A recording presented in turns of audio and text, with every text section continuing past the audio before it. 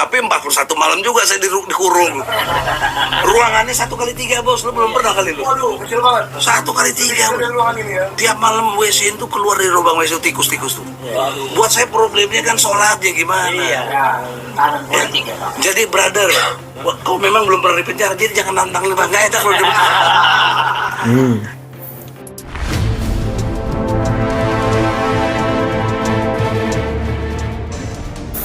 Assalamualaikum warahmatullahi wabarakatuh. Sepertinya ini detik-detik Egy Sujana memberikan warning kepada Roy Suryo tentang bagaimana susahnya hidup di tahanan atau di penjara. Sehingga karena Egy Sujana sudah pernah merasakannya, dia buru-buru pergi ke luar negeri menghindari pemeriksaan di Polda Metro Jaya.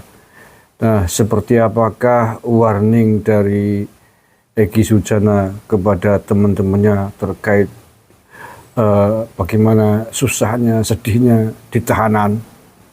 Dan ini tertuju kepada Rismon Sianipar. Karena kalau Roy Suryo pun sudah pernah mengalaminya. Ini singkat ini. Tapi ini pesan yang sebenarnya atau warning yang sebenarnya cukup tegas kepada Rismon untuk berhati-hati. 41 malam juga saya dikurung. Ruangannya tapi 41 malam juga saya dikurung. Ruangannya 1x3 bos, lu belum pernah kali lu. Waduh, kecil banget. 1x3. Ruangan ini ya. Tiap malam WC itu keluar dari lubang WC tikus-tikus tuh. Buat saya problemnya kan sholatnya gimana. Ya, jadi brother, kau memang belum pernah di penjara, jadi jangan nantang lebah. Nggak enak kalau di Kan? Jangan nantang-nantang, nggak enak. Nggak enak di penjara, nggak enak di tahanan, Mas Rismon Sianipar. Itu tadi teman ente, Egy Sujana sudah memberikan warning, berbagi pengalaman kesedihannya. Seperti apa susahnya di sel tahanan. Mengapa yang ditepuk bahunya adalah brother Rismon Sianipar? Karena Roy Suryo sudah pernah merasakan gitu. Dan untuk itu ada pantasnya kalau kemudian Egy Sujana memilih melarikan diri, memilih menghindari pemanggilan pemeriksaan dari Polda Metro dengan alasan sakit pergi ke luar negeri. Nah, sudah diingatkan itu sama Egy Sujana. Besok Egy Sujana kan ngomong kepada Rismon Sianipar, jangan nekat. Kan sudah saya peringatkan. Sudah saya peringatkan ente, brother. Nggak enak hidup di tahanan. Tapi anda nekat. Kan bisa begitu. Jadi argumentasi politis gitu ya. Kalau kemudian ditanya mengapa keluar negeri, mengapa menghindari pemeriksaan? Ya sebab nggak enak di tahanan. Saya udah ngalamin itu 40 hari. Makanya saya memilih lari, memilih menghindar dari Polda Metro Jaya. Karena saya tahu persis ini kasus ini akan berakhir di sel tahanan ini. Nah, mungkin begitu. Ya, jadi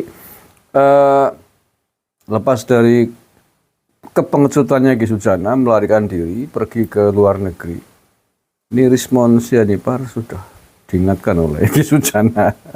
Jangan nekat gitu, nggak enak ditahan. Oke, kemudian saya ingin sampaikan, menurut saya orang-orang ini pantas untuk ditahan di sel 1x3 meter, 1x2 meter mungkin. Karena kegaduhan yang ditimbulkan sangat membahayakan keutuhan bangsa dan negara. Sangat mengganggu stabilitas nasional, bisa membuat kepercayaan publik merosot kepada pemerintahan kita ini. Bisa membuat kepercayaan investor asing rusak kepada Indonesia ini. Maka kalau perlu di Nusa Kambangan saya setuju. Kalau perlu nih orang-orang gerombolannya Rismon Sianipar, Roy Suryo, Tiva, Egy Sujana CS ini, kalau perlu tahan di sel 1x2 meter di maksimum security Nusa Kambangan, ya, di lapas super maksimum security Nusa di bawah tanah tanpa ada sinar matahari 1 kali 2 meter, tanpa ada alat komunikasi, tanpa ada penerangan yang cukup. Biar kapok, karena mengganggu negara, menciptakan kegaduhan di atas tanah Nusantara ini. Itu mengganggu ketenangan hidup 280 juta lebih bangsa Indonesia.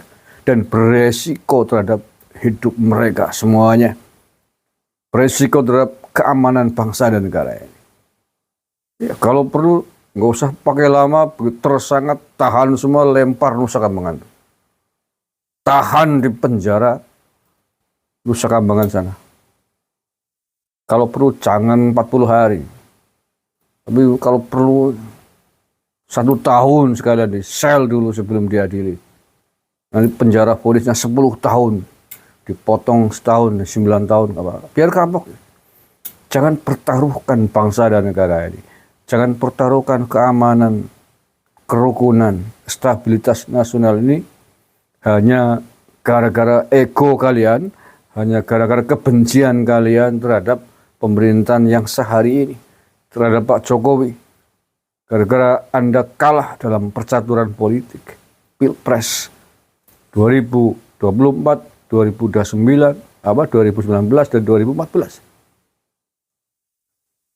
Anda gegabah sekali, dan menurut saya kalau ini tidak dihukum berat, artinya aparat kepolisian kita memandang remeh atas stabilitas nasional, memandang sepele atas potensi kegaduhan yang muncul akibat suara-suara kegaduhan, suara-suara kebencian yang mereka semburkan di belantara media sosial kita hari ini. Ini tidak bisa kita biarkan. Semua potensi yang mengarah kepada kegaduhan publik, mengarah kepada rusaknya stabilitas nasional harus dihentikan. Karena ini berulang kali. Sudah terjadi berulang kali sejak 2014 kelompok ini. Sampai hari ini 10 tahun lebih. Maka menurut saya memang hukuman berat layak sekali diberikan kepada mereka agar tidak mengulangi. Agar pengikut-pengikutnya yang lengup-lengup ini di grassroots hari ini tidak ikut-ikutan. Tidak semudah itu melontarkan kebencian, hembusan, fitnah, hoax kepada tokoh-tokoh kita, kepada pemimpin-pemimpin kita. Jangan pertaruhkanlah kenyamanan, keamanan, keutuhan bangsa dan negara ini dengan membiarkan mereka atau dengan membiayai mereka oleh kelompok-kelompok tertentu. Hanya demi keuntungan material, demi ambisi politik. Kalau ada orang yang mampu mempertaruhkan itu semua, maka orang-orang ini pun layak dihukum. Orang-orang ini kalau ketahuan layak dijatuhi hukuman berat, lempar ke Nusa Kambangan. Tidak boleh ada satupun, siapapun dan kelompok manapun yang boleh merusak keamanan bangsa dan negara ini. Mumpung belum terlanjur, mumpung belum terjadi huru-hara. Karena kalau sudah terlanjur terjadi konflik horizontal, apalagi sampai perang saudara, harganya sangat-sangat mahal. Kita harus belajar dari negara-negara Timur Tengah yang dilanda konflik berkepanjangan tidak pernah berhenti. Kita harus belajar ke Suriah, ke Afghanistan, ke Yaman, Palestina hanya gara-gara ambisi politik. Jutaan warganya menjadi korban kelaparan hari ini. Akhirnya hidup untuk memberi makan mereka, untuk mencari makan dan tidak bisa. Hidupnya bergantung dari sumbangsih, bergantung dari sumbangan dan belas kasihan negara lain. Kita tentu tidak ingin Indonesia dengan 300 juta jiwa ini terjadi hal yang sama.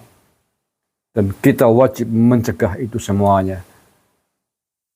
Menghabiskan semburan fitnah mereka, melawan kelompok-kelompok pembikin gaduh ini adalah menjadi hal yang wajib kita lakukan demi 300 juta jiwa penduduk Indonesia agar bisa hidup aman, nyaman, tentram dan damai.